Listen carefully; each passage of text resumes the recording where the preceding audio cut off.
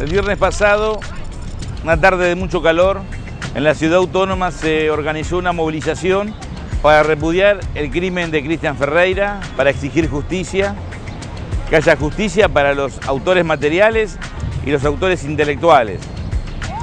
En esa movilización que convocó el MOCASE, junto con la CTA, el Movimiento Evita y otras organizaciones políticas y sociales, miles de compañeros acompañaron este reclamo.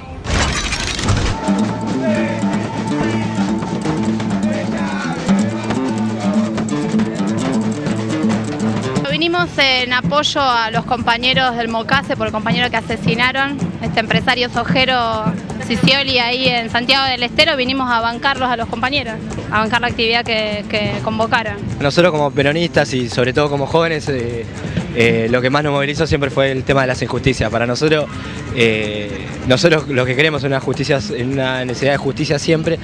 No podemos dejar pasar el asesinato que hubo el otro día en Santiago del Estero. Sobre todo teniendo en cuenta la cantidad de asesinatos que se vienen en relación a la tierra. Uno de los problemas grandes que hay en este país, que es histórico, tiene que ver con el problema de la tierra en la Argentina. Un poco demostrar el tema de la organización y que Cristian somos todos, y tanto como hoy a ellos le están choreando la tierra, le pasa a un montón de compañeros, y hay un montón de compañeros del MOCASE, del Movimiento Evita, en todas las provincias defendiendo esta causa. Hay que pedir que las tierras sean realmente de los compañeros campesinos, de los pueblos originarios, y que se respete su lucha milenaria.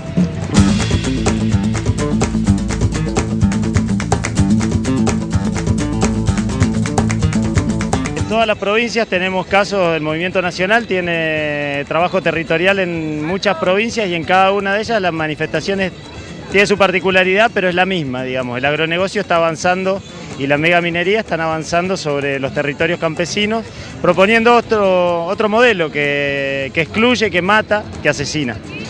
Tenemos que ponernos fuertes para la lucha, porque la tierra es nuestra y nosotros somos tierra para alimentar a los pueblos.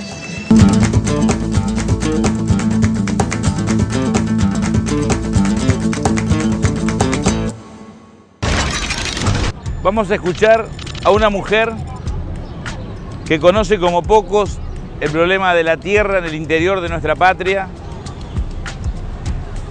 cómo actúan los agronegocios, cómo actúan los personeros y los sicarios de los agronegocios, cómo avanza el cultivo de soja empujando hacia los márgenes a las poblaciones y todo lo que aún tenemos que resolver en esta Argentina que bien nos dijo Cristina hace unas semanas, todo lo que aún nos falta resolver.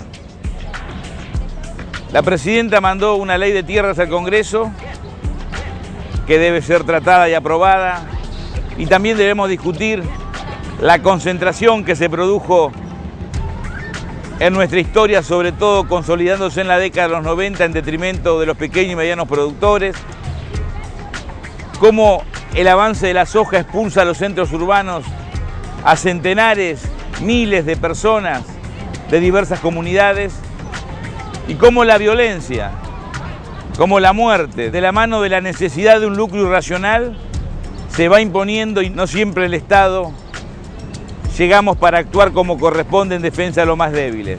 Norma Giarraca nos ayuda a reflexionar, y quizás a mí me pasa esto, seguramente a todos nos va a pasar más o menos lo mismo. Sus reflexiones, su pensamiento nos va a empujar a actuar con más velocidad, porque no solamente está en juego la tierra, que es importante, sino algo que es esencial e imprescindible, que es la vida. En el caso de Santiago del Estero, este último, que es la muerte de un campesino de 23 años, Cristian Ferreira, lo que se puede decir que es uno más de una serie de asesinatos donde tienen mucho que ver dos cosas. Por un lado, la expansión sojera y los particulares inversores buscando tierras más allá de esta primera etapa donde se cubrió la región pampeana. En segundo lugar, que siempre está el Estado por acción u omisión. Esto viene dándose, por lo menos los casos conocidos, los casos que están computados dentro de los asesinatos en protestas o en defensas de las tierras, que son de las 20 muertes últimas del periodo del gobierno de los Kirchner, por lo menos 5 o 6 son de este caso. Hay investigaciones de gente de mi equipo en sus tesis doctorales que muestran que hay muchos más casos de muertes por defensa de los territorios que muchas veces quedan como casos policiales. En este caso también hubo un intento de que quedara como un caso policial, una reyerta entre familiares. Lo mismo en el caso de Javier Chocobar, el diaguita de Tucumán. Las primeras reacciones de la Gaceta fue que eran peleas entre vecinos.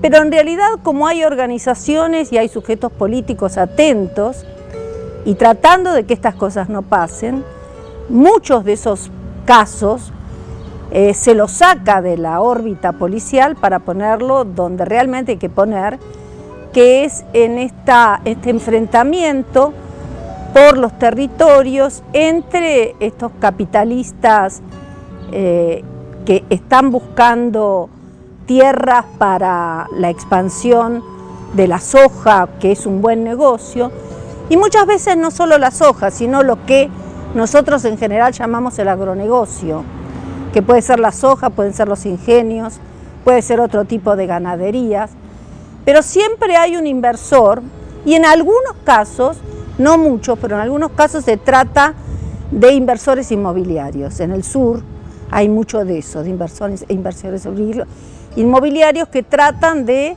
quedarse con los territorios campesinos o de las comunidades indígenas. En el caso de Santiago del Estero hay una larga lista de enfrentamientos, en algunos casos que se ha terminado con muertes, en otros no, pero hay una larga lista porque es la primer provincia que se organiza para defender los territorios frente al avance de la frontera agraria, incluso anterior al agronegocio. Ya en los 80 hay productores de porotos que andaban buscando tierras por Santiago del Estero, y así en el 84, 85 se forma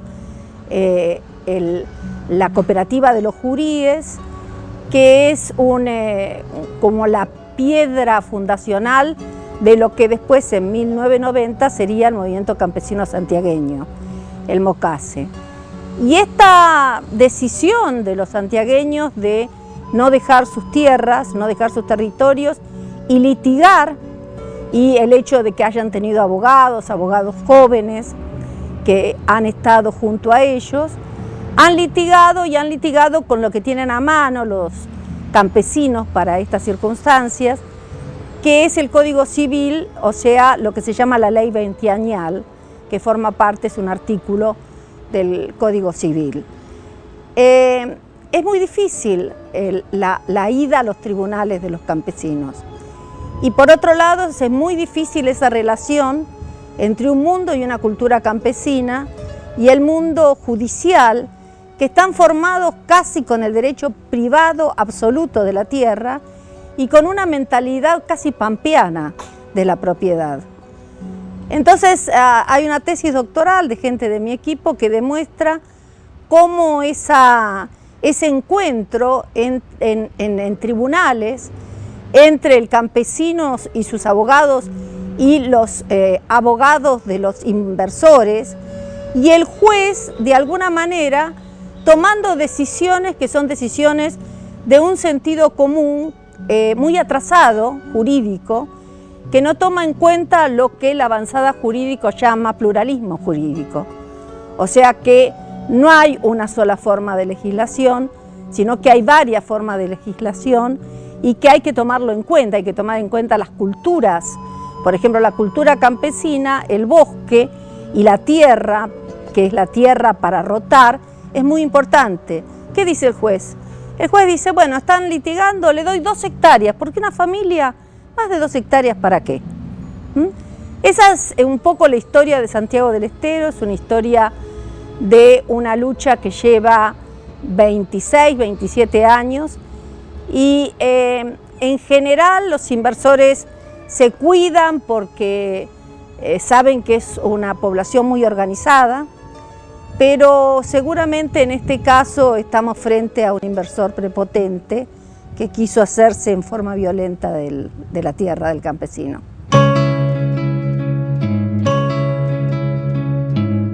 Argentina es uno de los países de mayor concentración de tierra, siempre lo ha sido.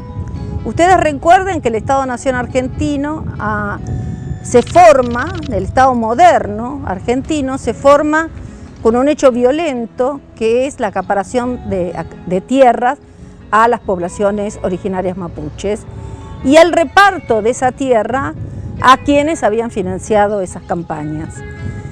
Este hecho maldito inicial, ¿no? Hay una antropóloga que se llama Diana Lenton que dice este genocidio constitucional que tiene que ver con la forma en que se organizó la tierra en la Argentina. Es un hecho fundacional, es un hecho que marca la historia argentina. Nunca tuvimos más de 500.000 unidades de producción. Sin embargo, la tierra para la producción, la tierra continental, sin tomar la Antártida ni las islas, es algo así como entre el 65 y el 68% del territorio. Nunca pasamos de 500.000 hectáreas, ahora estamos en 300.000, porque censo a censo la concentración ha ido aumentando, las unidades de pequeña producción han ido disminuyendo y han ido aumentando los sectores medios y los sectores de grandes extensiones de tierra. Para que se den una idea, en Estados Unidos la explotación promedio son 170 hectáreas. Hasta hace poco por lo menos eran 170 hectáreas. En Europa es 48 hectáreas. En la Argentina es 538 hectáreas. Esto muestra que comparado no solamente con los países vecinos, porque Brasil llegó a tener 4 millones de unidades de explotación, Estados Unidos también, 2 millones de unidades de explotación, Argentina nunca pasó de las 500.000. Esto quiere decir que de entrada el reparto de tierra en la Argentina fue un reparto fundado en un hecho violento, que es la campaña al desierto, y en una gran injusticia en la distribución de este recurso tierra, que es uno de los recursos más importantes con el que contamos los argentinos. Solo en la Constitución de 1949, la reforma constitucional que se hizo en la época de la presidencia de Perón, la tierra fue declarada de función social.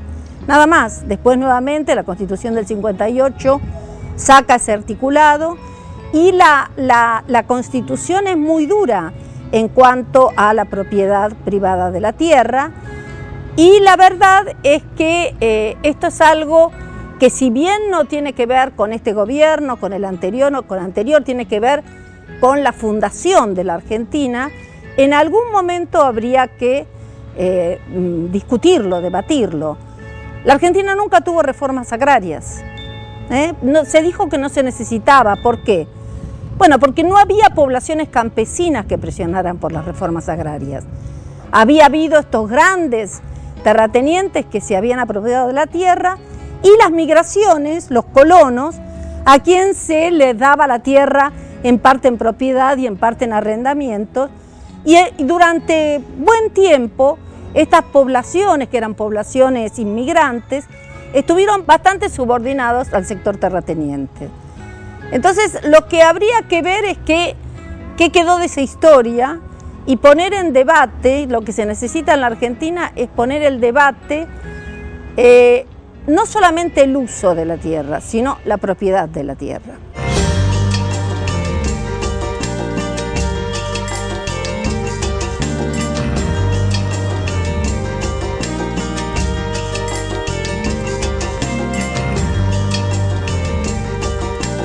La legislación indígena, como son tratados internacionales, más la ley nacional, efectivamente los jueces tienen que aceptar los tratados internacionales como el convenio 169 de OIT o la Declaración de los Derechos Universales de los Pueblos Indígenas como válidos, como herramientas, y no pueden desconocerlo, Y en sí esos tratados son tratados de gran respeto a la autonomía y al territorio de los indígenas.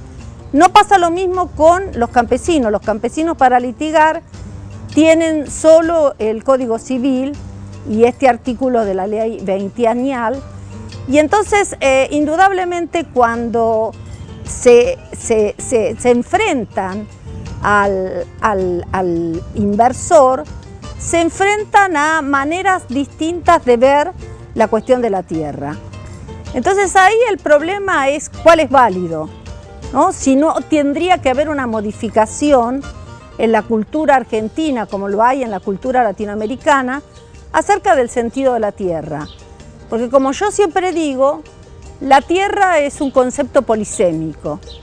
La tierra para el capitalista es una mercancía, la tierra para el campesino es una herramienta de trabajo, la tierra para los chacareros eran, hay que hablar en pasado, un patrimonio, un legado de los gringos que habían llegado a este país, y la tierra para los indígenas es la Pachamama, o sea, la tierra no le pertenece a ellos, sino ellos pertenecen a la tierra.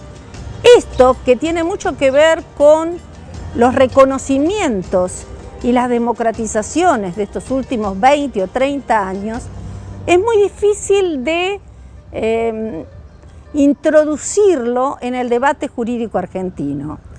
Entonces, claro, ¿qué predomina? Predomina el derecho privado de propiedad. Pero no es así, porque cuando hay dos derechos, el derecho campesino, el derecho a la tierra y el derecho de propiedad privada, el que jerarquiza son los derechos humanos.